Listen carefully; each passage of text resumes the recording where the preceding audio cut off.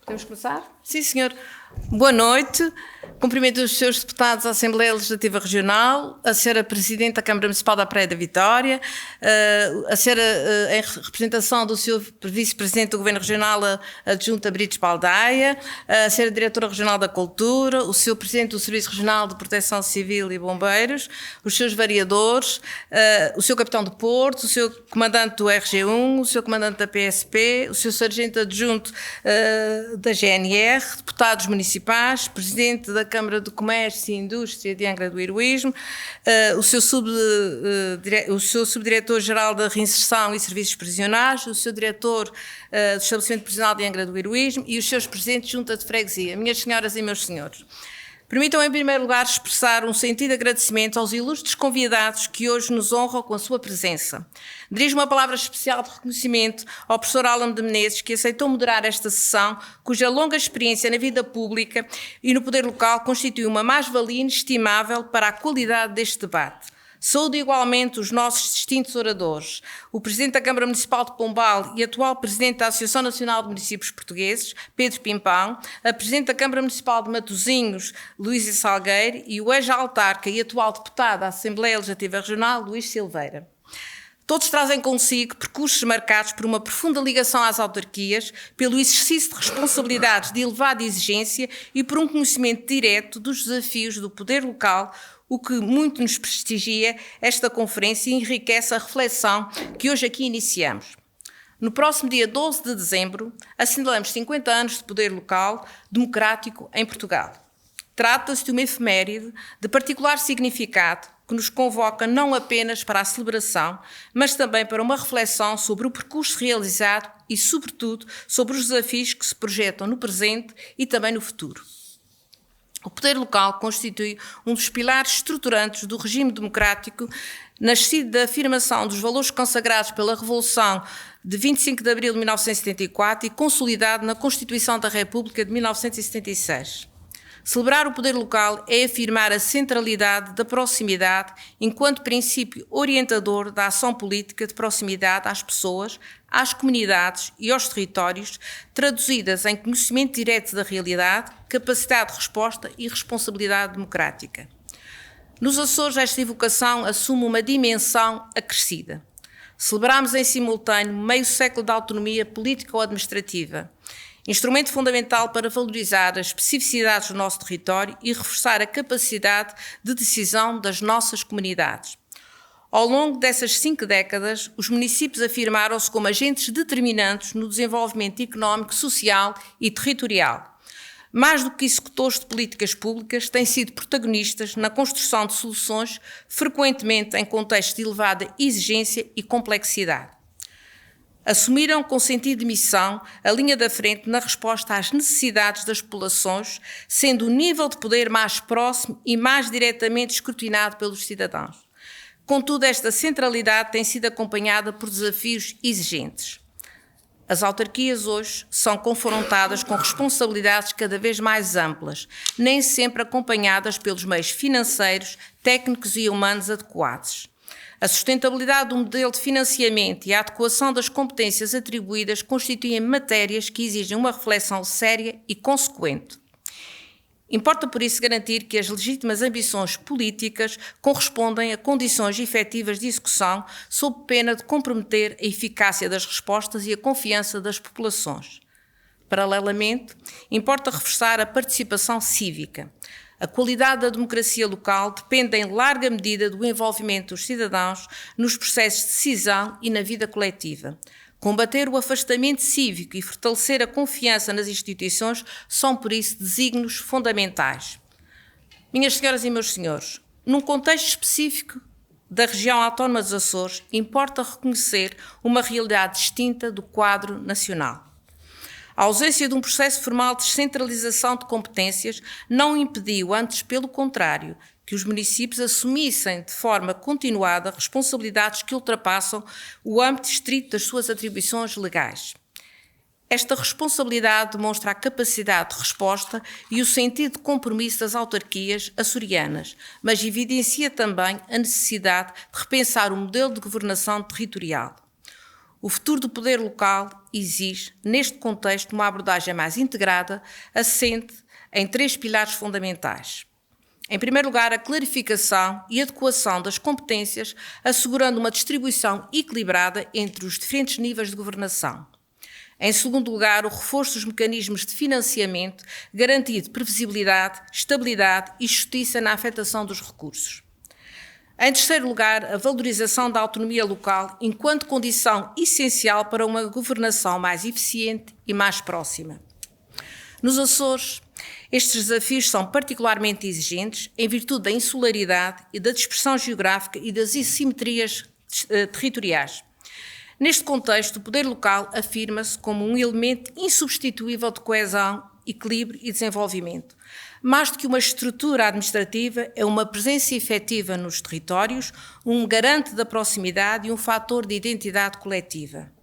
Esta conferência constitui, por isso, uma oportunidade privilegiada para aprofundar este debate, partilhar experiências e construir respostas à altura dos desafios do nosso tempo.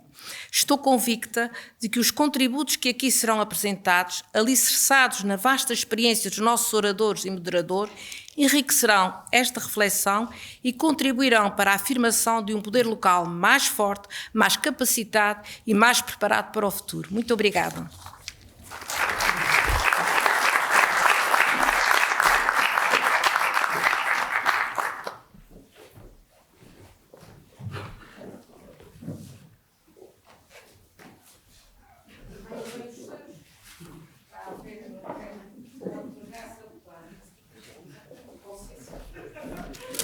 Isto. Não é que eu não queira que fale dos nossos oradores, isto, sem sombra de dúvida. Ainda não está tudo, mas está quase. Obrigada. Muito obrigado. Obrigada. Bom, minhas senhoras e meus senhores, eu se calhar vou sentar aqui, fica mais fácil. O objetivo dos papéis, obviamente, como sabem, não costumo ser muito utilizador de papéis, mas hoje estamos aqui numa situação em que, obviamente, são os nossos convidados esta noite, são todos figuras públicas, todos bem conhecidos, mas ainda assim eu achei que seria avisado fazer uma pequena apresentação curricular das pessoas para ficarmos um bocadinho a conhecer melhor aqueles que são os oradores. E começando lá para cá, bom, é o mais conhecido localmente, o Luís Silveira.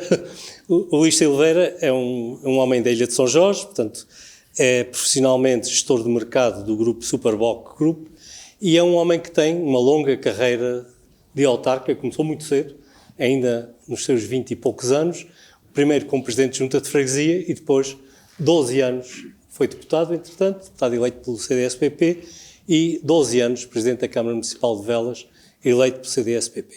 Portanto, é um homem que tem um histórico que todos nós conhecemos e que tem uma experiência que me parece extremamente interessante, que é começar numa Câmara com seríssimas dificuldades financeiras, uma Câmara muito desequilibrada e 12 anos depois entregá-la à sua sucessora numa situação bem melhor. Portanto, é um homem que nós podemos dizer que teve uma carreira de sucesso na gestão autárquica.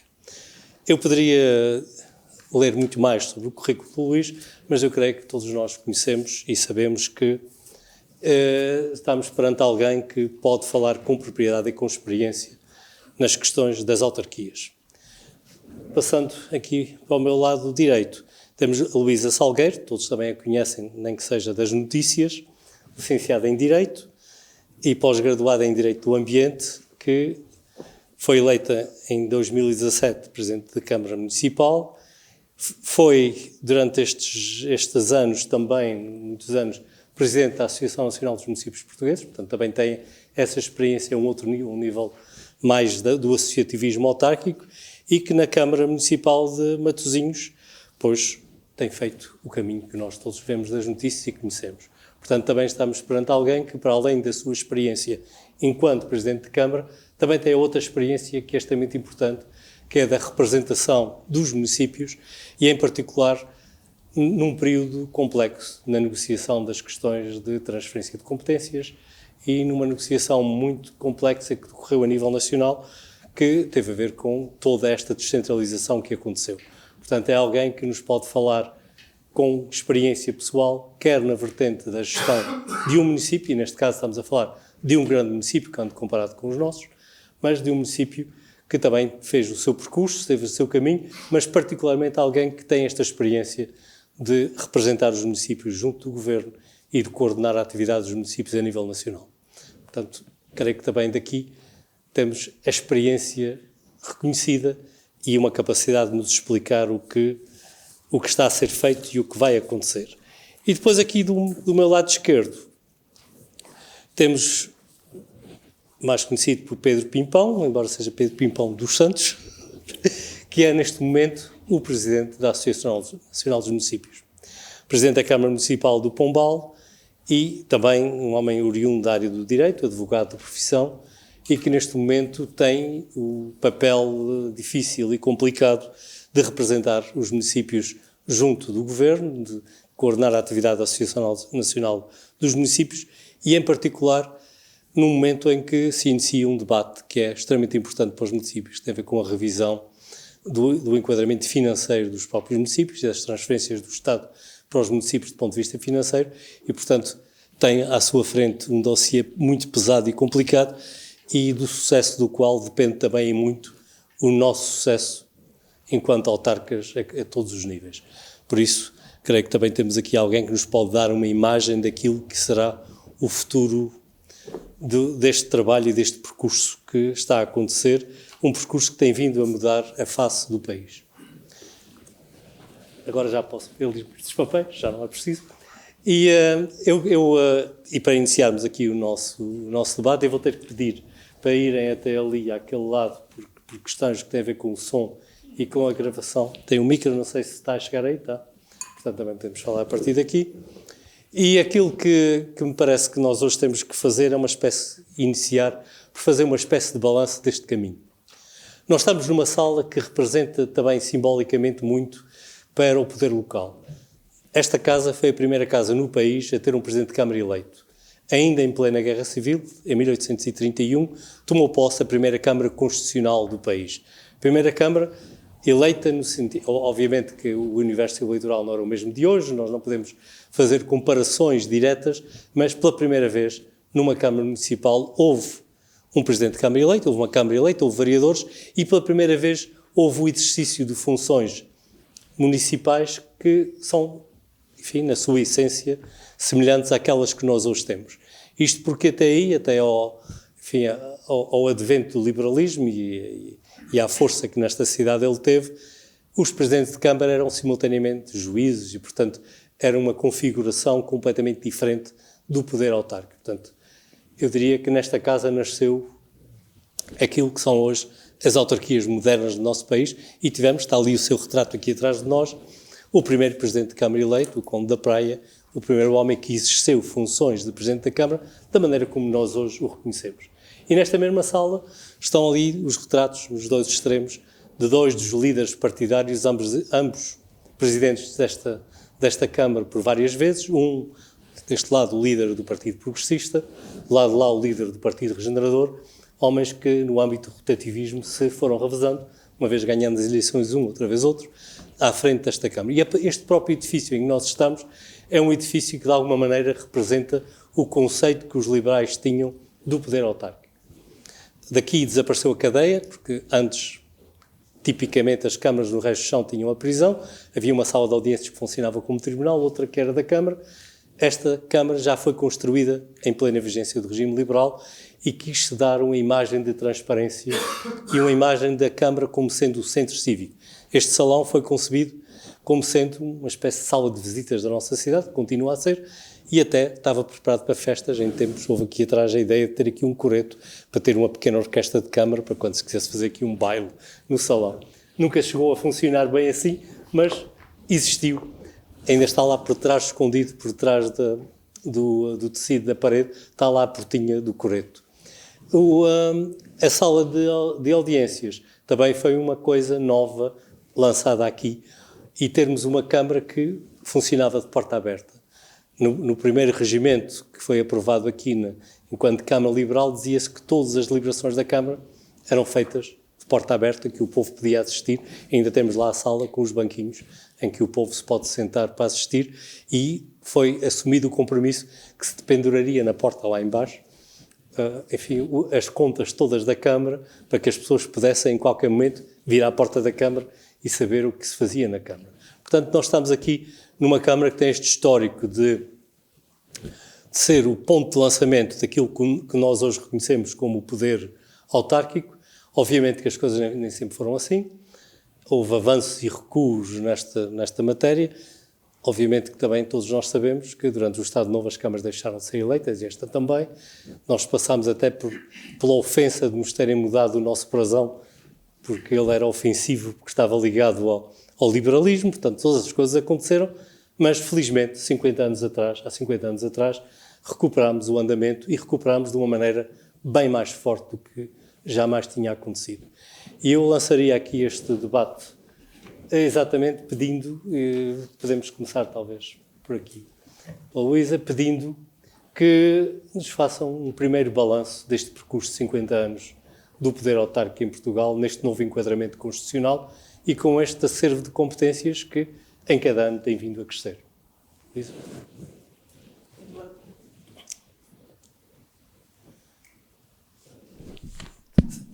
Boa noite, muito obrigada pelo convite, é um gosto muito grande para mim vir aqui mais uma vez aos Açores, em particular à Terceira e à Angra.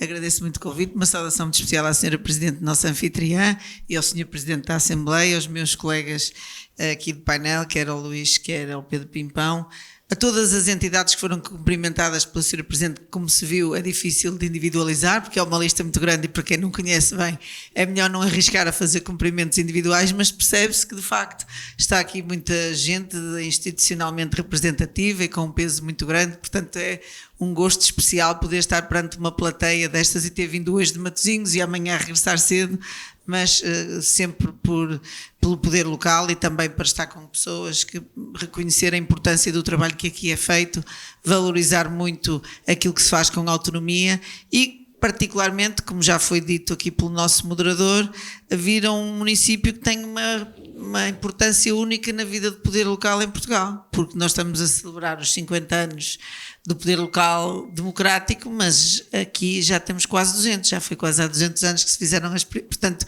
a Angra vai 150 anos quase à frente, e por isso não há nenhum município onde fizesse mais sentido discutir este tema. Eu penso que poucas pessoas saberão, e é importante que se reforce que houve partes do nosso território que foram capitais nacionais e que foram, como Angra foi, e que teve as primeiras eleições locais democráticas com participação direta do público, que normalmente não é valorizada, e por isso foi uma razão especial para eu também vir aqui hoje e rever pessoas de quem gosto muito e estar também com estes colegas de painel e falar de um tema que eu penso que não pode deixar de estar na primeira linha do discurso político.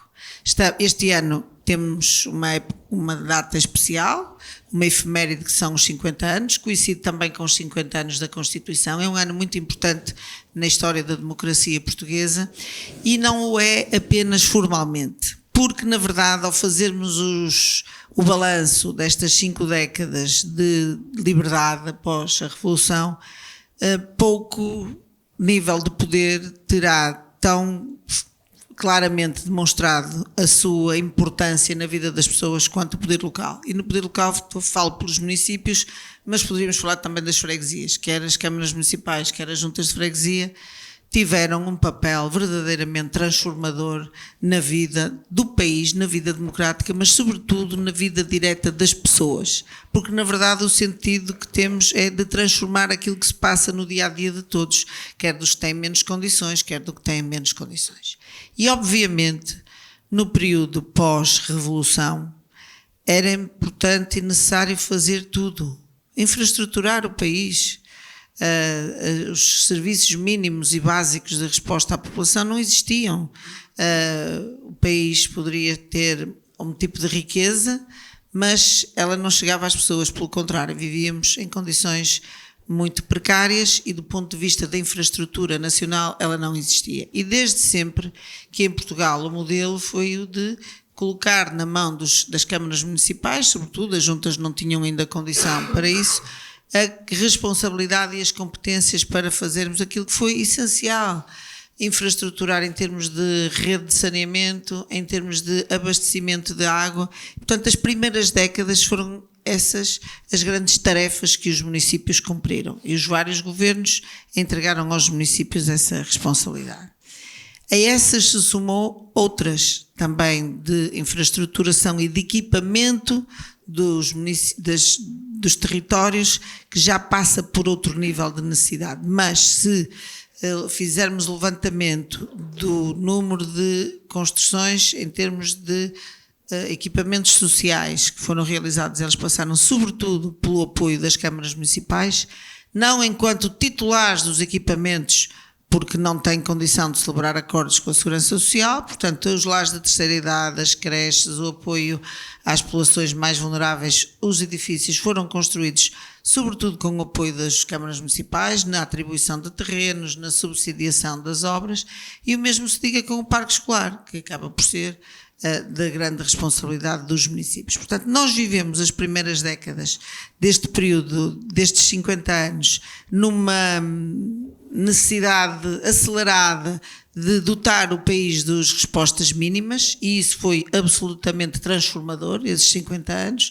Também a rede de estradas, que sendo de responsabilidade nacional, acabaram por ser muito já mantidas e conservadas em termos locais, mas o país transformou-se nestas 5 décadas. E ocorre, agora estamos 5 décadas depois, num momento de evolução, diria assim, destas competências e do papel dos municípios em termos nacionais, em termos desta estrutura multinível nacional. Estamos aqui nos Açores, num arquipélago, numa região autónoma, onde existe, ao contrário do que nós lidamos no continente, e já falarei sobre isso, onde não temos nenhum nível intermédio, portanto os municípios reportam diretamente à administração central, é com os ministros que o seu professor disse que nós temos a responsabilidade de falar com o governo.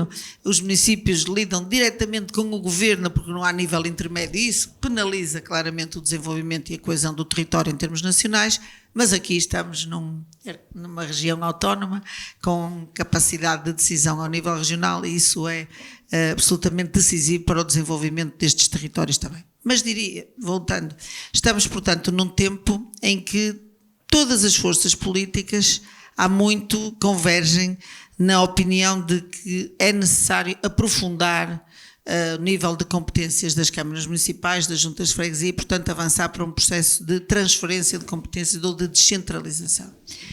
O que ocorreu, sobretudo, 2 mandatos anteriores, mas no último mandato teve um período de mais aceleração e de mais decisão neste processo, que não se aplica tanto aqui na região autónoma, até porque o processo de centralização aqui não chega da mesma forma, mas sobretudo o que se pretendeu foi eleger áreas especiais de materialização dessa vontade de descentralizar.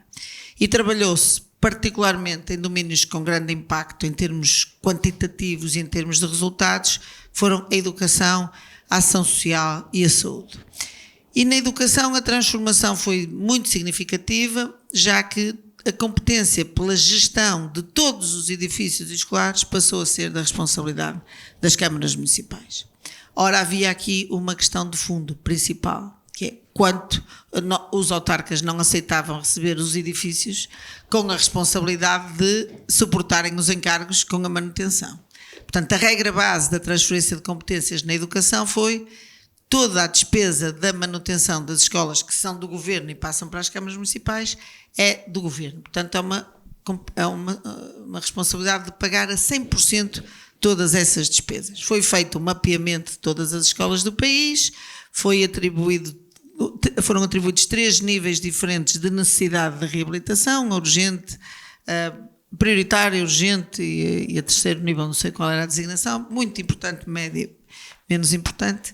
As primeiras foram realizadas no âmbito do 2030 e do PRR, e agora está a decorrer um concurso que termina no fim de junho para 521 escolas em todo o país para serem reabilitadas. No fim de junho termina o prazo para a apresentação de candidaturas e depois vamos ver o que acontece. O governo português assinou um acordo com o Banco Europeu de Investimentos de financiamento de obras nas escolas no valor de 1.700.000 euros, 1.700.000, quase um bi, era bom que fosse 1.700.000, para 1.700 milhões de euros para financiar todo este equipamento. Portanto, isto acontecendo, mesmo que não sejam as 521, porventura não haverá candidaturas para tal, e se houver também porventura o dinheiro, aqui o Pedro já saberá melhor do que eu como é que está essa negociação, mas sem dúvida que haverá um impulso único de reabilitação dos estabelecimentos escolares no país, no parque escolar, não o parque escolar empresa que foi criada, mas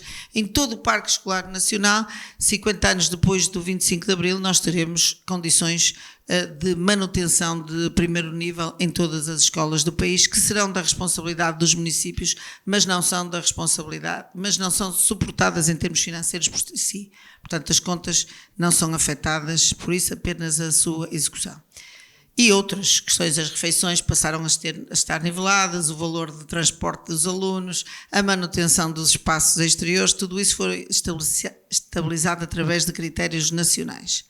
Na ação social também avançamos, e avançamos de uma forma particularmente transformadora, porque à boleia do processo da descentralização de competências, o país teve pela primeira vez de fazer um diagnóstico do que se passava na prática em cada um dos municípios. A decisão foi de transferir para as câmaras municipais a gestão apenas de 2 domínios principais: dos processos de rendimento social de inserção, ou de rendimento mínimo, e os serviços de atendimento e acompanhamento social. Ora, quando nos sentamos à mesa com o Governo a decidir quanto é que cada município iria receber, a primeira coisa que foi necessário saber foi que serviços existiam em cada município.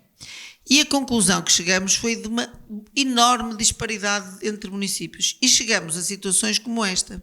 Havia municípios que não tinham técnico nenhum da área social, que um técnico dava apoio a vários municípios. Depois havia municípios em que um técnico atendia 20 famílias e havia municípios em que um técnico atendia 1.200 famílias, processos, até pode ser mais, 1.200. Portanto, havia vários ritmos no país. E isto é claro que impacta com o sucesso das medidas. Vamos apenas pensar no rendimento social de inserção, muito criticado. Não vou agora aqui discutir se justo ou injustamente, mas muitas vezes o que acontece no rendimento social de inserção é que os pressupostos da atribuição desta prestação social não são cumpridos. Por exemplo, uma família que recebe uma prestação de rendimento social de inserção tem obrigatoriamente de ter os seus filhos a frequentar na escola, essas crianças têm de ter condições para ter sucesso escolar, essa pessoa tem de estar a trabalhar, não pode recusar a colocação do trabalho, e entre outras. Só que se existe uma pessoa que acompanha 1.100 processos desta ordem, é fácil de perceber que não há nenhuma fiscalização. Portanto, quem quer tem os filhos na escola, quem não quer não tem, quem quer trabalha, quem não quer não trabalha. Portanto, o modelo da medida pode estar bem concebido, mas depois não havia possibilidades de acompanhamento. E a propósito da descentralização, o que se definiram foram regras iguais que garantem o seguinte: nenhum município do país tem, ou melhor, todos os municípios têm pelo menos um técnico, uma técnica atribuída, há sempre alguém da área social a responder, mesmo que seja um município muito pequeno. E depois, independentemente da situação, nenhum técnico ou técnica acompanha mais de 200 processos de atendimento social, nem mais que 250 processos de rendimento social de inserção. Portanto, a partir de agora nós temos uma resposta única, igual para todo o país. É claro que isto significou muito mais dinheiro do que estava previsto e significou que no país passou a haver só para estas duas medidas cerca de 350 técnicos superiores a mais. A descentralização não veio apenas mudar de um nível de decisão para outro. A descentralização veio fazer aquilo que me parece que é o mais importante, é que só faz sentido discutirmos estes dossiês se for para melhorar a qualidade de vida do serviço público e melhorar as condições das pessoas. Porque se o técnico do rendimento social de inserção responde ao Sr. Ministra do Trabalho e da Solidariedade Social ou à Presidente da Câmara, isso não é muito importante.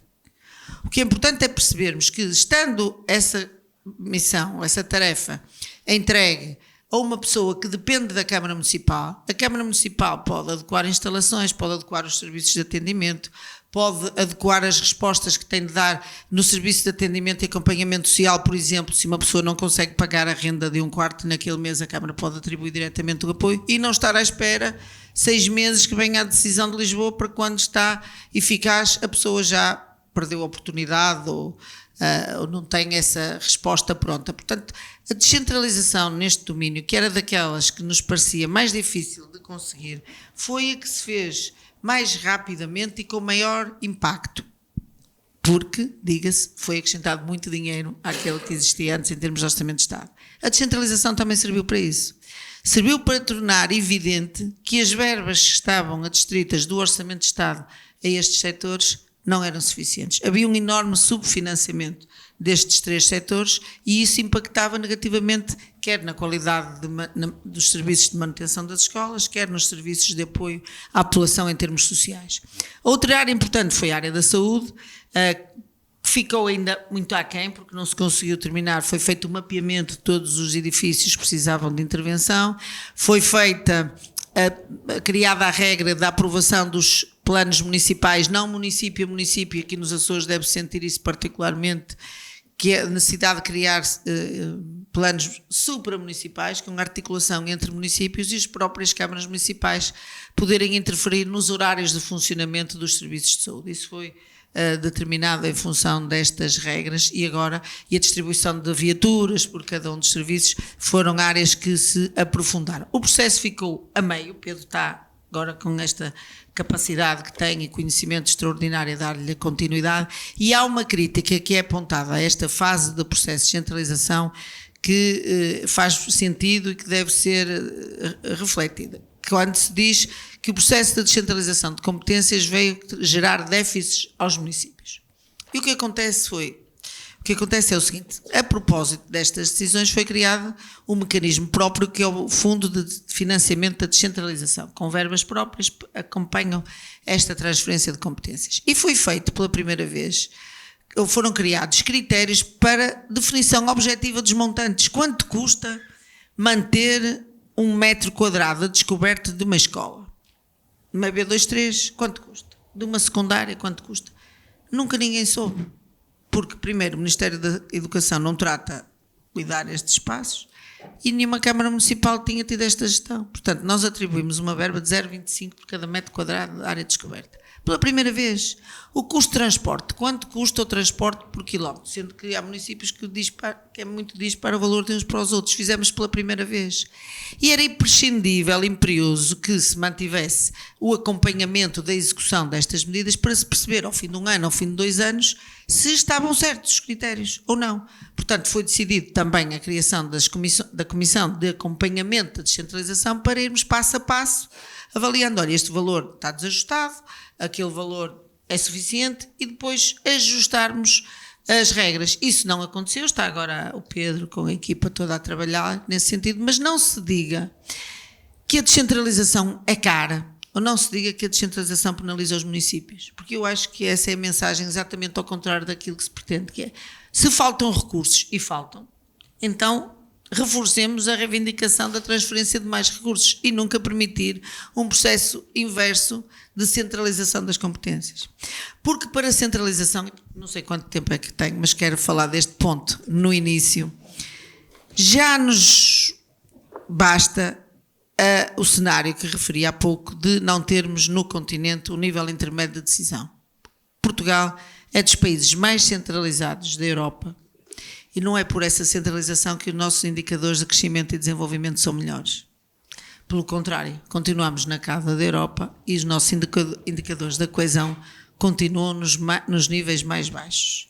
E a razão pela qual o referendo de 98 foi chumbado, ou melhor, uma das razões, há várias razões, uma delas é porque a capital continua a ser maioritariamente contra e os votos estão muito concentrados, mas uma das razões teve a ver com a falta de acordo quanto ao mapa das regiões.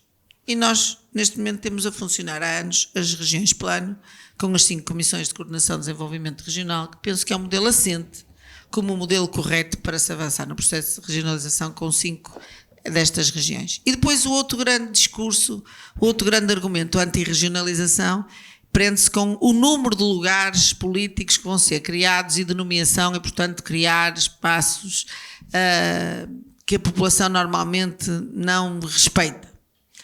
Mas a esse propósito também foi feito um trabalho muito importante por um grupo que foi criado na Assembleia da República, presidido pelo engenheiro João Cravinho, portanto ficou conhecido pela Comissão Cravinho, que já apontou qual o regime, o modelo de gestão que as regiões deveriam ter, que seria 5 pessoas executivas, portanto 5 membros do órgão executivo por região, daria 25 cargos executivos, e depois 50 pessoas na Assembleia Regional que se sairiam, também já são membros das Assembleias Municipais. Portanto, estaríamos a criar 25 lugares executivos, mas ao criarmos regiões teríamos de distinguir um conjunto de direções gerais, portanto são menos cargos executivos do que existem atualmente. Portanto, se nós afrontarmos um a um os principais argumentos que levaram à vitória do não no referendo de 98, eu penso que o país está em condições de avançar para aí.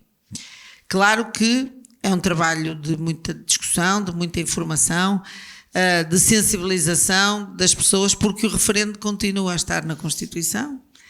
Quando a Constituição previu este multinível em termos de governos nacionais, regionais e locais, previu a realização desse referendo. Está anunciada a possibilidade de se fazer uma revisão constitucional, mas não me parece que seja para mexer na regra do referendo. Portanto, eu sei que este não é o território próprio para se falar deste tema, mas acreditem que a nós é algo que nos mobiliza muito, porque continuamos a perceber que, comparado até com países com a escala do nosso, ou mais pequenos que o nosso, mais pequeno como a Dinamarca, ou a escala do nosso como a Áustria, a ausência de regionalização do nível regional de decisão, e como se percebe nas regiões autónomas, continua a penalizar o nosso desenvolvimento e, sobretudo, a nossa coesão. Tenho tempo para um tema final? É que eu não estou a olhar para o cronómetro e deram-me tempo no início, e eu não controlei. Um tema que penso que será das grandes preocupações do Presidente Pedro Pimpão, da Associação e de nós todos, tem a ver com o financiamento, com a nova lei das finanças locais, porque o país é absolutamente desigual e eu o que constato é que não apenas somos muito assimétricos, como o momento que vivemos atualmente está a potenciar o agravamento dessas assimetrias.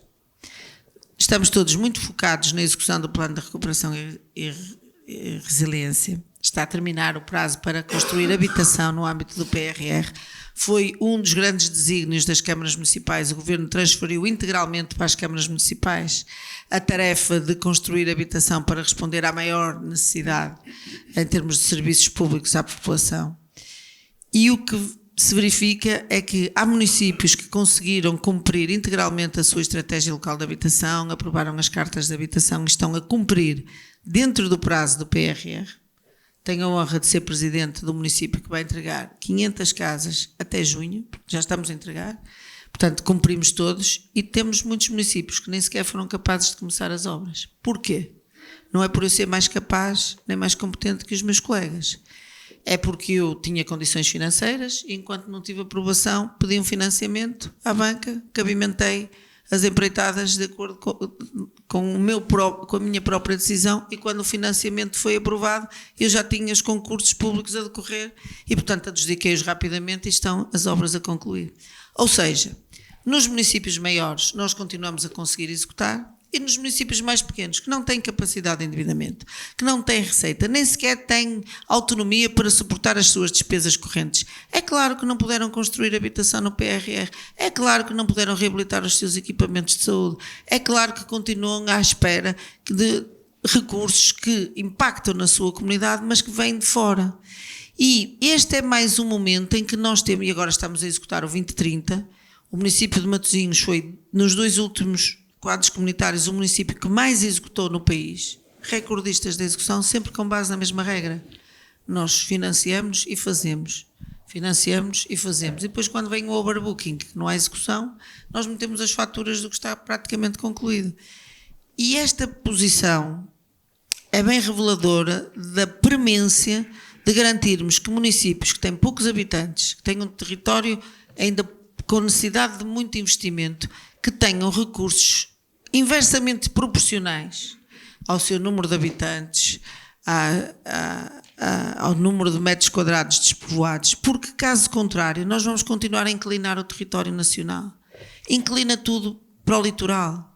Há uma pressão de necessidade de habitação enorme nas grandes cidades, nas áreas metropolitanas, no Algarve, nas zonas litorais, e depois há uma parte imensa do território nacional que continua despovoado e a despovoar-se, onde só existem velhos, onde não existem equipamentos de resposta, e o Estado Nacional, o Estado Central não cumpre, não equipa os territórios. Qual é a fórmula secreta? Não é difícil, não é preciso ter uma varinha mágica.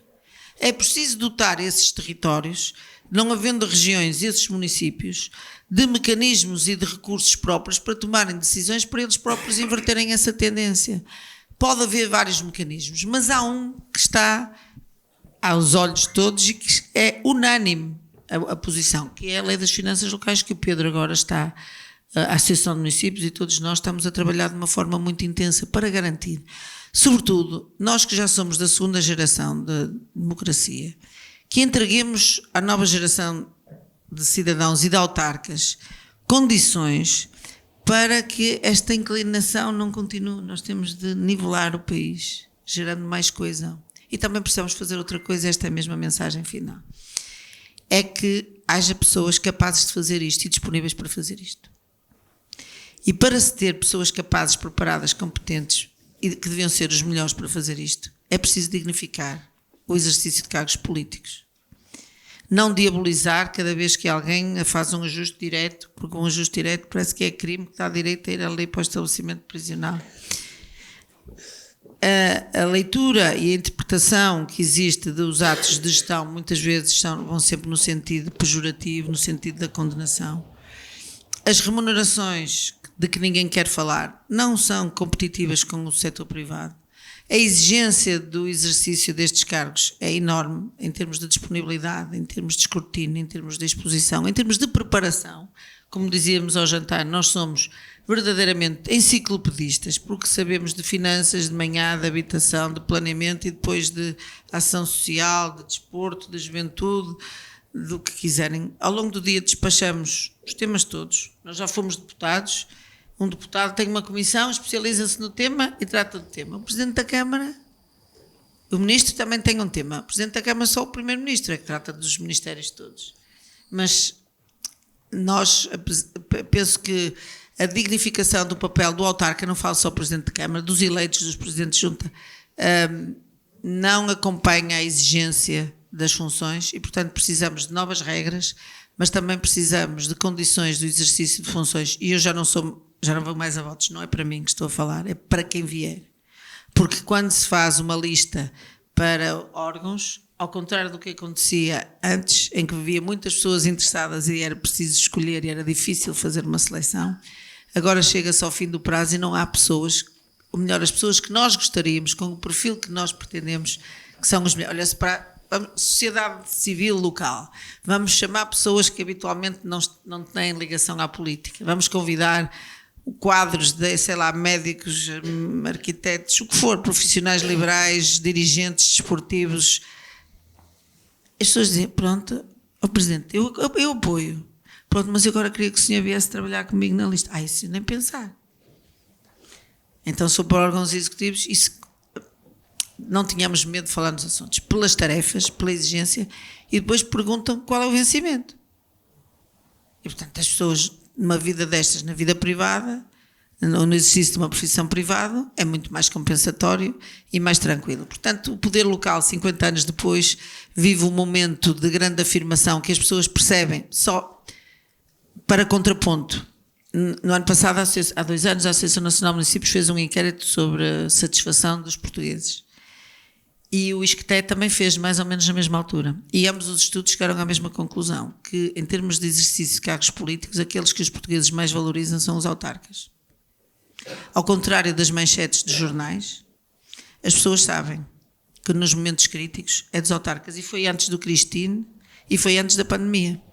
Porque se fizermos agora, pós-pandemia e pós-Cristine, lá na zona do Pedro Pimpão, as pessoas sabem muito bem que nos momentos difíceis passam governantes, passam presidentes, mas quem lá está todos os dias e responde são os autarcas municipais e são os autarcas de freguesia. Portanto, estes 50 anos são um balanço de grande sucesso do poder local, com grandes conquistas, mas com um amargo na boca, que é de possivelmente no futuro não haver gente preparada que queira continuar um legado tão importante como este que esta geração tem. Era isto para começar. Bom, muito obrigado.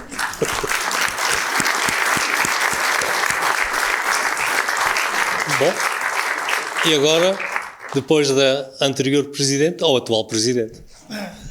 Bem, então, muito obrigado e boa noite a todos. Cumprimentar todos e acho que é notável um dia de semana, à noite, estarmos aqui reunidos para falar sobre a nossa comunidade e por isso, Sra. Presidente, obrigado pelo convite e obrigado pela iniciativa, que é louvável. Cumprimentar também a Sra. Presidente da Câmara de Praia da Vitória, para não me esquecer, todos os que aqui estão, deputados, presidentes de junta, às forças de segurança, militares, a todos vós.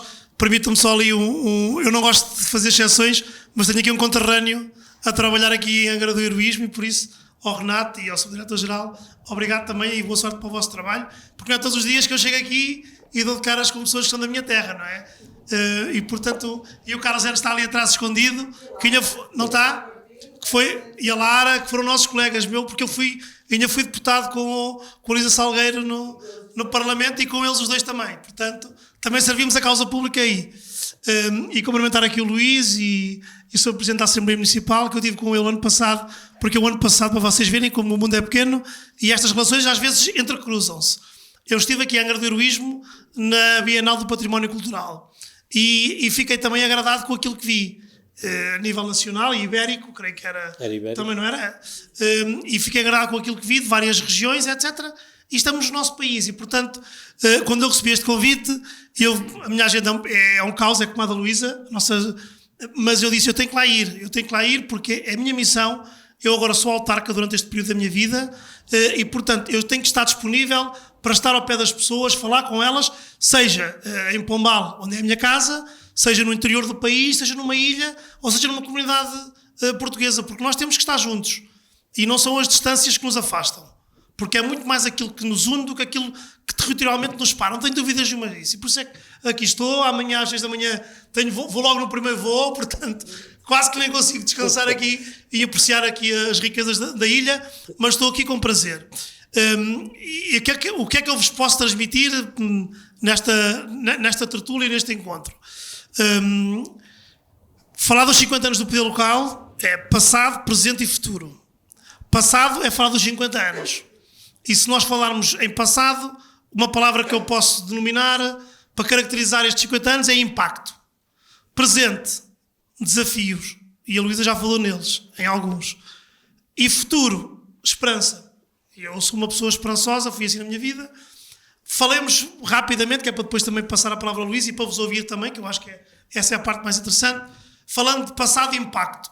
Não há dúvidas nenhumas, cada um de vós pode fazer esta relação do impacto que o poder local tem no desenvolvimento dos territórios versus o poder regional, ou, no vosso caso, o poder nacional, a administração central, etc. Eu falo por aquilo que sei melhor, que é a minha região. O poder local teve um impacto fortíssimo nos últimos 50 anos na melhoria da qualidade de vida e do bem-estar dos nossos concidadãos. E eu hoje, se olhar nos 50 anos, na minha terra, nas terras que são mais próximas, e se eu conseguir analisar aquilo que foi feito pelas câmaras municipais, eu não tenho dúvidas nenhumas, teve um impacto muito mais significativo na vida das pessoas do que qualquer outro investimento. É notório hoje. Hoje, um autarca, qualquer que ele seja, em qualquer território, tem que ter uma visão holística do território, transversal. Como a Luísa dizia, nós hoje, autarcas, ao pensarmos no território, não podemos pensar só num setor. Não podemos pensar só na educação, no desporto, na cultura, na juventude, nas infraestruturas, no saneamento básico, no abastecimento de água. Nós temos que falar delas em conjunto na segurança. Nós temos que falar nelas em conjunto. E quando nós implementamos uma política pública à escala local, nós temos que ter essa percepção de que forma é que aquilo que eu vou fazer vai impactar positivamente na vida das pessoas que cá estão e naquelas que eu quero atrair para o meu território. E por isso é que hoje também os autarcas têm um trabalho notável a nível da atração de empresas para os seus territórios. Nós hoje somos os responsáveis pela capacidade que temos de atrair empresas para o nosso território. Nós é que disponibilizamos os terrenos E nós é que temos instrumentos do ponto de vista do planeamento territorial, do PDM, para que consigamos ter mais empresas no nosso território. E depois vamos à parte dos licenciamentos, das taxas, etc. E, portanto, os municípios têm hoje, ao longo destes 50 anos e nessa avaliação, um trabalho notável na promoção desta qualidade de vida e do bem-estar transversal a qualquer cidadão que está no nosso território no presente e que nós queremos estar no futuro. E, portanto, o impacto. O poder local teve muito impacto.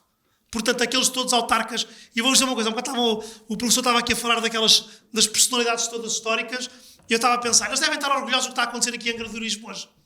Porque nesta sala já aconteceu muita coisa ao longo da história. Mas estamos a fazer história. Nós continuamos a fazer história. Mesmo os mais novos estão a fazer história e todos aqueles que desempenham funções na Junta de Freguesia, na Assembleia Municipal, na Câmara Municipal, nos vários agentes do território, porque nós estamos a conseguir transformar positivamente a vida das pessoas. E agora vocês comparem aquilo que era o nível de vida que as pessoas tinham antes do 25 de Abril, e com isto não é uma componente ideológica, eu estou a dizer em termos efetivos. Estes 50 anos do poder local, as pessoas vivem melhor do que há 50 anos. Aqui em Angra do Heroísmo, eu não sei como é que as pessoas viviam. Só pelos estudos e pelas análises. Mas certeza que vivem melhor, a esmagadora maioria delas. Hoje têm a melhor qualidade de vida. Nós também ajudámos a proporcionar isso. Nós e quem nos antecedeu. Nós, os autarcas todos. E, portanto, 50 anos do poder local, impacto positivo na vida das pessoas. Desafios. E a Luísa tocou neles todos. Um é a descentralização, que vocês aqui no arquipélago têm menos impacto do que nós temos. Não é? Porque nós temos um conjunto, na área da descentralização, um conjunto de responsabilidades. E a Luísa elencou as mais recentes. Educação, ação social e saúde. E que têm um impacto grande na vida das pessoas. Mas nós temos outros desafios. A parte financeira é o principal desafio. Porquê? Porque não se fazem omeletes sem ovos. O que é certo é que nós, no nosso território, nós conseguimos fazer muitas omeletes com poucos ovos. Nós, neste momento, os municípios portugueses, todos, incluindo aqui os Açores, nós recebemos 13% da receita pública da administração total é da administração local. Na zona euro é 17%. Isto são vários milhares de milhões de euros. Porque em porcentagem são só 4%. Em dinheiro efetivo é muito dinheiro. Isto significa que nós continuamos a ser, como a Luísa disse, um país muito descentralizado. Aquilo que nós defendemos, centralizado. E aquilo que nós defendemos é que, a nível financeiro, nós consigamos igualar a média da zona euro. E isso é mais do que justo porque nós temos essas responsabilidades. E quando se fala em descentralização de competências, em nós fazermos aquilo que, em muitos casos, cabe à Administração Central, está aprovado. Ainda agora, recentemente, o Ministério da Educação promoveu um estudo da Universidade do Minho para fazer a avaliação da descentralização na área da educação. E esse estudo tem duas conclusões para nós são os mais relevantes. A primeira é que diz que os municípios conseguem gerir melhor essas competências. São mais capazes, são mais eficazes do que a Administração Central. E a segunda, foi aquilo que também já foi aqui dito, que são subfinanciadas. Ou seja, nós pagamos mais pelas responsabilidades que temos do que aquilo que recebemos do Estado. Porquê? Porque os municípios têm uma noção de proximidade e vocês percebem bem. Eu, por exemplo, o meu filho estuda nas escolas em Pombal. Se falta uma assistente operacional, antigamente era a Administração Central que era responsável por colocar lá as assistentes operacionais. Agora é a Câmara. É muito mais fácil para a comunidade educativa irem bater à porta da Câmara para exigir mais assistentes operacionais do que irem bater à porta da DGEST, que é as nossas estruturas descentralizadas, ou à porta do Ministério da Educação. E, portanto, nós sentimos-nos na obrigação de zelar pela saúde, pela educação daquelas crianças. E nós colocamos os assistentes operacionais. Mas depois não somos ressarcidos financeiramente por isso. Ou seja, substituímos ao Estado, fazemos mais daquilo que o Estado, porque acreditamos, efetivamente, que aquelas competências também são importantes na vida das comunidades. E, portanto, esse é um desafio que temos. Assimilar aquilo que são as nossas responsabilidades e depois assegurar que temos recursos suficientes para fazer face às nossas competências. E depois existem aqui outros domínios que eu acho que era importante também falarmos. Um, que é o Estatuto dos Eleitos Locais. Nós, todos os autarcas a nível nacional, vivem sob o chapéu do Estatuto que foi feito há 40 anos. Isto não faz sentido nenhum. Não faz sentido nenhum continuarmos a ser regidos por um Estatuto que tem que ser alterado. Tem que ser alterado como um todo. Para quê? Para garantir que ser eleito local é uma missão que vai continuar a ser atrativa para as novas gerações. E eu quero que seja. Eu quero que seja porque eu estou no segundo mandato, portanto, ou vou embora daqui a 3 anos, por uma iniciativa minha, ou vou daqui a 7 anos, por limite de mandato. Mas eu quero me ir embora. Mas eu não quero ir embora por estar farto disto. Eu quero me ir embora porque eu tenho que dar lugar a outros. E eu quero fazer isso. E quero fazer outras coisas da minha vida. Mas eu também quero, quando eu me vá embora, que haja pessoas genuinamente interessadas e motivadas em quererem assumir funções autárquicas. E para isso nós temos que ser mais atrativos. Porque senão o que é que leva hoje um jovem a ter uma vida como nós temos? Eu dei-vos um exemplo hoje, não é? Mas amanhã eu, o Luís já não tem esta vida, mas tinha aqui o professor, mas depois amanhã, quando eu chegar, o Luís, quando chegar a Matosinhos, vai ter não sei quantas reuniões, vai ter às tantas, e depois durante o fim de semana está até às tantas, e a vida está numa agitação sempre contínua, mas porque gostamos daquilo que fazemos, e fazemos sem queixar, porque eu não estava aqui com este sorriso, estou aqui por gosto. Mas eu quero que quem me siga também faça isto por gosto, por missão, e portanto nós temos que ser mais atrativos. E depois há aqui outra dimensão que tem a ver com a lei eleitoral autárquica. Não sei se vocês aqui sentem também essa necessidade. Nós temos casos em que há juntas de freguesia que, passado 6 meses das eleições, ainda não estão instaladas. Não faz sentido nenhum. Porque não conseguem ter a maioria para depois eleger os vogais na Assembleia de Freguesia. Temos colegas que em algumas câmaras municipais, como não têm maioria na Câmara, não conseguem delegar as competências da Câmara no Presidente de Câmara, têm ordens de trabalho nas reuniões de Câmara com 300 e 400 pontos de ordem de trabalho. Faz algum sentido no século XXI? Não faz sentido nenhum. E, portanto, isto realmente merece que tenha um olhar diferente. E, portanto, estes eram alguns dos desafios que nós temos a curto prazo e que merecem atenção. E, por último, o futuro, como eu vos dizia, de esperança. E o futuro de esperança é nós olharmos para o nosso território e pensarmos que isto tem que ter futuro, e para ter futuro nós temos que ser capazes de captar os melhores para a missão autárquica. E eu creio que iniciativas como esta ajudam a que os mais jovens, e quando digo mais jovens, não é mais jovens em idade, é que pessoas diferentes também sintam este apelo à missão de servir as suas comunidades. Isso para mim é muito importante, porque está provado que os autarcas têm realmente o impacto, como eu já dei vários exemplos, o impacto positivo no desenvolvimento dos territórios. Mas para isso precisamos de ter os melhores nesta causa. Porque quanto melhor forem os nossos autarcas, não tenham dúvidas nenhumas que depois melhor vai ser o desenvolvimento dos seus territórios. E, portanto, para isso todos temos que ajudar. E ajudamos como?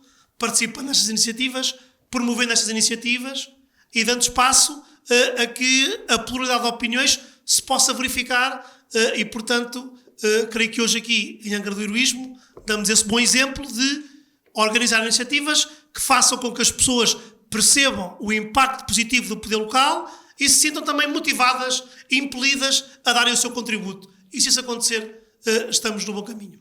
Obrigado. Obrigado.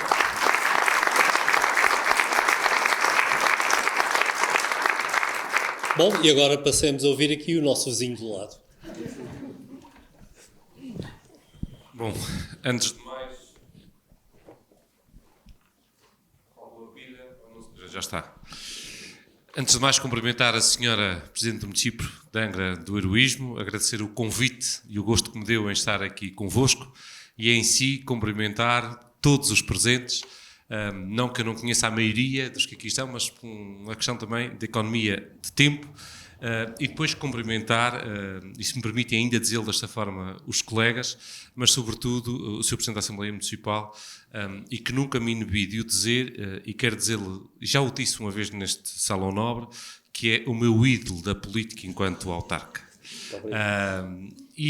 Dizer-vos que é de facto um gosto aqui estar, felicitar a Sra. Presidente por esta iniciativa, por este ciclo de conferências, sobretudo por o tema de hoje, 50 anos do poder local democrático, sendo eu um filho do poder local democrático, porque faço 50 anos este ano, no dia de Portugal, dia 10 de junho, e portanto nasci precisamente quando começa este poder local democrático. E sou eleito autarca muito cedo para aquilo que é o normal, e permitam-me partilhar convosco sendo menos técnico, mas partilhando este que foi o meu percurso e esta forma que eu vi e que tenho visto a política no poder local. Agora sou deputado regional, já o tinha sido antes de ser Presidente de Câmara, e as pessoas perguntam-me com frequência se eu estou a gostar, e aquilo que eu digo é que vou gostando. E, portanto, eu gosto claramente mais de ser autarca do que ser legislador, do que ser deputado regional, e já o tinha sido antes, não fui enganado, fui por opção, porque o quis ser, mas a verdade é que se há função, não desprestigiando ninguém, que enaltece o ser humano, a ser autarca, sem dúvida. E deixem-me partilhar convosco esta minha experiência, que é, eu trabalhava numa empresa, num comércio, na minha freguesia, tinha eu 24 anos, e foi lá um senhor convidar-me para eu ir numa lista da Junta de Freguesia.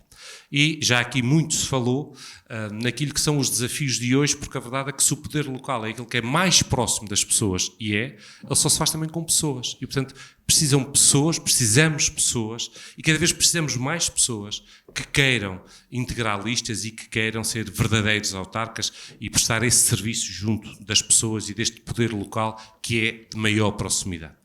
E a verdade é que eu nunca fui das Jotas, para mim a política era uma coisa que não me dizia rigorosamente nada, e esse senhor que era, e ainda é, amigo dos meus pais de infância, e na casa dos meus pais vivia-se, e ainda se vive, embora já não vivo lá, vivia-se democracia à séria. E vivia-se tanto que, como disse o Sr. Presidente da Assembleia e moderador deste debate, ou deste ciclo de conferências, ou desta conferência, eu sou eleito pelo CDS, o meu pai é um socialista doente, a minha mãe é PSD militante e eu sou do CDS. E, portanto, vê-se que eu só vi o meu pai chorar uma vez na vida, até me irritou um bocadinho, foi estar no sofá a ver o funeral do Mário Soares e as lágrimas caíam-lhe. E, portanto, eu não fui das Jotas, mas a minha infância foi a colar cartazes do Partido Socialista com farinha de trigo, mexida em água, e a colar cartazes nas chaminés das casas dos imigrantes. E ir nos caminhos, nas estradas, o PSD, que tinha a maior força na região, pintava PSD nos caminhos com tinta de cal, e nós íamos com tinta preta pintar o D para ficar só PS no caminho escrito. E, portanto, a minha infância, não tendo sido das gerações das Jotas, foi esta. E fiz muitos negócios na política, enquanto criança, com os autocolantes que os carros dos partidos passavam. Então nós corríamos todos para ir apanhar os autocolantes dos carros dos partidos, como nós dizíamos, das campanhas, e eu era um privilegiado, porque na garagem dos meus pais havia muitos autocolantes, porque ele era um dos homens do Partido Socialista, então eu fazia uns negócios a trocar autocolantes por bolinhas de Berlim, etc, etc. E, portanto, o dia que vai esse senhor me convidar para ir numa lista, eu digo-lhe ao Sr. João, eu não percebo nada de política, eu não gosto de política, e eu não me faça isso, eu não quero ir. E ele insistia um bocadinho, como todos nós insistimos quando queremos fazer listas, e eu insisti que não. O meu patrão era do CDS. E ele foi-se embora, e o meu patrão, já era a voz do patrão a falar, e disse, acho que havias de ter ido e tal, e eu já tive custo de dizer que não. Ele deve ter combinado com ele certamente, no outro dia ele voltou lá para insistir, e eu disse-lhe que sim. Vou à casa dele um dia à noite para se fazer a lista, e quando vejo a ordem da lista, estava eu em cabeça de lista. E eu disse, isso não, desculpem lá, eu não percebo nada de política e, portanto, não me façam isso. Eu posso ir na lista, mas em cabeça de lista não. O Sr. João disse, o tal Sr. João, Luís, não te preocupes que nós não vamos ganhar, e, portanto, não vais ser presidente de junta coisa nenhuma, e, portanto, não te preocupes com isso. E pronto, e fomos a eleições, as coisas correram bem e ganhámos por 16 votos na freguesia dos Rosais, que é a minha freguesia. E isto foi há precisamente quase 25 anos atrás. E, portanto, fui eleito Presidente de Junta com 24 anos, acabei por ser 12 anos Presidente de Junta e mais 12 anos Presidente de Câmara. Portanto, metade da minha idade eu fui autarca, 12 de Presidente de Junta e 12 de Presidente de Câmara. E, portanto, estou muito à vontade para dizer que, efetivamente, até acho, e que ninguém se ofenda com isto, que não se devia ter mais cargo nenhum na política sem primeiro ser autarca. E ser autarca de freguesia logo para começar. E, portanto, não tenho nenhuma dúvida disso, pelo menos uma opinião que é muito pessoal, mas que partilho muitas vezes, porque é aquilo que eu sinto. E porquê? Porque, de facto, e permitam-me dizer isto, O ser autarca é sempre aqueles que estão mais próximos do poder local, mas a verdade é que, e a Luísa aqui aflorou isso, eu não sei se é bom, se é mau, é aquilo que é, mas viver numa região que tem um governo central pelo meio, ou seja, que não tem um governo central, tem um governo regional, e portanto que faz, no fundo, o intermédio entre o governo central, o poder local e o governo regional, se bem que os municípios dos Açores, no fundo, respondem ao governo central, os 308, e portanto é por eles que somos financiados, é ao Tribunal de Contas que nós prestamos contas e que nos auditam, é a Direção-Geral das Autarquias Locais que também nos fiscaliza, e portanto, no fundo, nós estamos ligados diretamente ao Governo Central, mas depois temos um Governo Regional que tutela uma parte de tudo aquilo que a Luísa disse. Ou seja, os municípios não têm a área da educação, embora tenham alguns edifícios escolares do ensino primário, do primeiro ciclo, não tutelam a área da saúde, não houve descentralização dos Açores por opção dos 19 municípios dos Açores por unanimidade na altura, também não sei se isso foi bom ou se foi mau, mas foi aquilo que foi. Mas a verdade é que nós padecemos daquilo que é, e não me vão levar a mal de forma nenhuma, nem a Luísa, nem o Pedro Pimpão, mas até é bom que nos ouçam, sobretudo o Pedro, que tem esta missão agora de ser Presidente da Associação de Municípios de Portugal, aquilo que é, efetivamente, a velocidade a que andam os municípios no nosso país e, porventura, nas duas regiões autónomas. E falava-se aqui há bocadinho, e bem, naquilo que é a importância e a necessidade de se rever a lei das finanças locais. Nós temos um outro problema. Nós temos o problema da lei das finanças locais, mas temos o problema da lei das finanças regionais. Porque muitas vezes o governo intermédio, o governo regional dos Açores, aquilo que acontece é que os municípios muitas vezes estão-se a sobrepor às responsabilidades que são do governo regional. E porquê? Porque a lei das finanças regionais está desadequada da nossa realidade e muitas vezes o Governo Regional não tem capacidade financeira para chegar onde deveria, e é os municípios, com a tal proximidade, com o sentir o pulso às pessoas, que têm que se substituir muitas vezes ao próprio Governo Central, mas sobretudo também ao Governo Regional em muitas das matérias. E, portanto, nós temos este desafio da lei da alteração da lei das finanças regionais e depois logo a seguir vem a lei das finanças locais. E isto porquê? Isto porque, dando um exemplo concreto, e que foi já no fim deste meu último mandato, o edifício do Tribunal das Velas é construído nos anos 66, 67, 68. Nunca mais teve qualquer tipo de manutenção. Estava ao abandono. Chovia lá dentro, as casas de banho não trabalhavam, etc, etc. E nós demorámos 5 anos para conseguir fazer um protocolo com o Estado para fazer a reabilitação do edifício, que foi feito em 6 meses. E quando dizem muitas vezes que o mesmo projeto custa numa junta um determinado valor, no município outro, no governo regional outro e no governo central outro, isso é real. O orçamento, portanto, também há coisas positivas, porque o orçamento o protocolo que nós fizemos, no caso em Apreço, dando este exemplo, com o Estado português para reabilitar o edifício do Tribunal, o valor que nos pagaram foi todo gasto no edifício, mas a verdade é que o valor que tinham dado ao Estado português para fazer aquele investimento, deu para nós fazermos todo esse investimento e ainda muito mais que aquilo que o Estado ia pagar. E foi feito em tempo recorde. Isto para dizer que nós padecemos muito também daquilo que é o centralismo de Lisboa. E foi tão bom, há pouco convosco no jantar, nós estarmos a falar sobre o subsídio social de mobilidade, que é uma coisa que todos os açorianos têm sentido estas semanas e estes meses na pele. E aquilo que nós dizemos cá é que os seus ministros, o seu primeiro-ministro, quem toma estas decisões, estão sentados nos gabinetes e não têm noção do que é viver numa região insular como a nossa, que é totalmente diferente de viver na região autónoma da Madeira. Porque nós, quando estamos na região autónoma da Madeira, temos 2 ilhas. E quando estamos nos Açores, temos 9.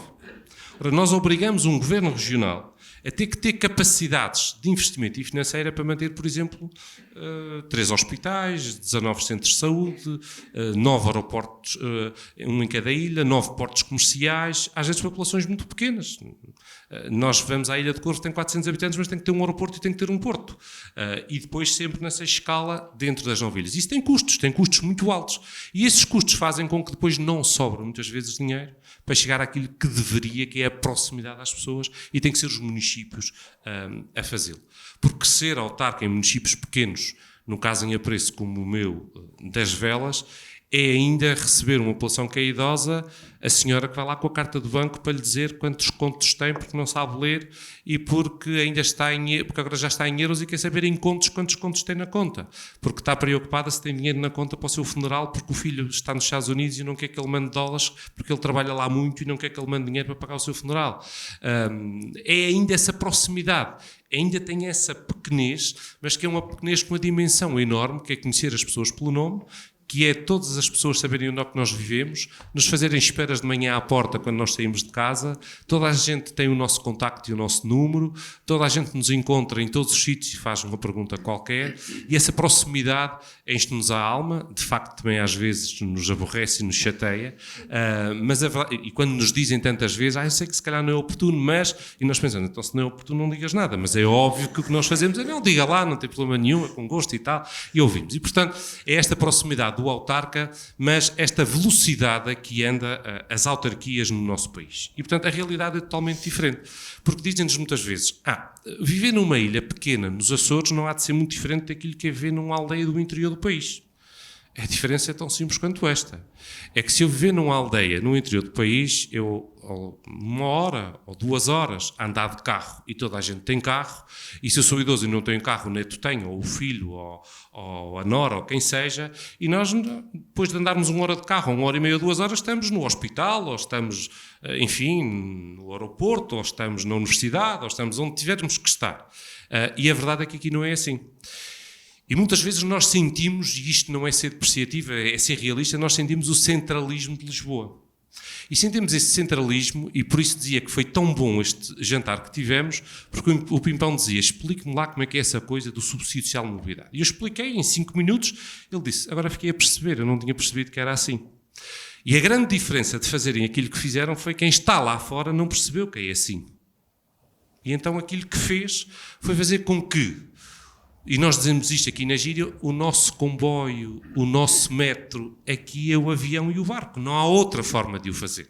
Eu tenho que sair de uma ilha que não tem gateway, e que tem que ir para outra ilha, para apanhar outro voo, e eu para chegar. Os senhores saíram depois do almoço de Matosinhos, eventualmente. E estão aqui hoje, e amanhã às 6 da manhã vão embora, e antes do almoço provavelmente ainda vão almoçar a casa. Eu para sair das Velas de São Jorge para chegar a Lisboa, eu quando chego no mesmo dia fico feliz mesmo que chegue lá a 1 ou 2 da manhã. E, portanto, isso é a tal velocidade a que nós andamos que faz toda a diferença e que, de facto, é preciso olhar para estas regiões autónomas e, sobretudo, para a região autónoma dos Açores desta forma diferenciada, sobretudo nesta nova lei das finanças regionais e da lei das finanças locais que estão a ser analisadas e preparadas e que levam anos, muitas vezes, e quando nós chegamos ao fim delas e à aprovação da Assembleia da República já está desfasada a realidade novamente. E é verdade que nós sentimos esse centralismo e se calhar percebemos que não há maldade nele. A verdade, o que falta é muitas vezes ter noção, sentir essa realidade. Porque uma coisa é vir aos Açores e vir num dia e no outro, ou vir passar férias de 2 ou 3 dias, outra coisa é viver nesta realidade. E esta é uma realidade que, de facto, a palavra que é muito usada hoje e está na moda, é preciso ser resiliente. É preciso ser resiliente para viver nos Açores. Hoje nós temos a maioria dos nossos estudantes, ou muitos deles, não regressam aos Açores. E diz-se sempre, e concluo, para não me alongar, que é porque não têm oportunidades. Já houve esse tempo. Hoje, na maioria dos casos, há oportunidades, há a opção a não voltarem. E porquê? Muitas vezes não é porque o ordenado é mais pequeno, na sua área de formação. O que não faltam são concursos, que é uma coisa que no passado, não muito longínquo, se nós recuarmos 10 ou 12 anos atrás, os estudantes saíam para fora, iam estudar, alguns da Universidade dos Açores, na minha ilha saem sempre para fora porque não há universidade, nem que seja para a Terceira ou para São Miguel, mas saem sempre, e a verdade é que quase todos tinham a vontade de voltar, e quase todos queriam ir trabalhar para o Estado. Hoje o que não faltam são concursos abertos no Estado e ficam desertos. E isso dizia a Luísa há pouco. Porquê? Porque hoje não é apelativo trabalhar para o Estado. Como hoje não é apelativo ser autarca. E não é apelativo a não ser que se goste muito disto. Porque a verdade é que é preciso ser de uma forma transversal, perceber um bocadinho de tudo. Ou não perceber coisa nenhuma, mas fazer por perceber e esforçar-nos por percebermos, porque nós temos responsabilidades, inclusive financeiras e pessoais. E, portanto, e depois, porque a classe política está desacreditada. E uma coisa é falar de uma forma mais depreciativa do seu ministro que está lá fora no Ministério. Outra coisa é falar aqueles que nos conhecem todos os dias, nós nos encontramos em todos os sítios. E a verdade é que nós, quando vamos procurar os jovens para ir nas listas, a primeira resposta é: não quero. Não quero. Mas eu quero que venhas trabalhar comigo, eu quero que sejas meu chefe de gabinete, ou eu quero que tu sejas minha adjunta, ou eu quero que sejas minha secretária, porque no fundo é dar-nos um bocadinho de know-how em áreas que nós nos sentimos mais frágeis e que nos podem coadjuvar. A primeira resposta é sempre não. E quando nós insistimos um bocadinho, a resposta que vem a seguir é aquela: quanto é que eu vou ganhar? Vais ganhar 1.600 euros, que já achamos muito, porque um técnico superior no início de carreira ganha 1.400. Dizia: 1.600 euros não quero, porque eu sou advogado e eu vou fazer um contenciosozinho daqueles, no bom termo da palavra contenciosozinho, daqueles que a Segurança Social me dá, e pagam-me 2.500 euros. E portanto, porquê é que eu vou fazer isto? Portanto, a verdade é que é preciso olhar para isto com outro olhar, porque nós não conseguimos efetivamente desenvolver o poder local para as pessoas sem pessoas. E hoje as pessoas não querem ir para a política, porque a política está de uma forma transversal desacreditada. Nós somos todos vistos como os maus, como aqueles que somos, como dizia a Luísa há bocadinho, são todos corruptos, todos aqueles que fazem um ajuste direto, a quantificação é feito gráfico. O Presidente Luís Silveira fez 50 ajustes diretos no ano 2025. Isso é o caos, mas porquê que foi isso?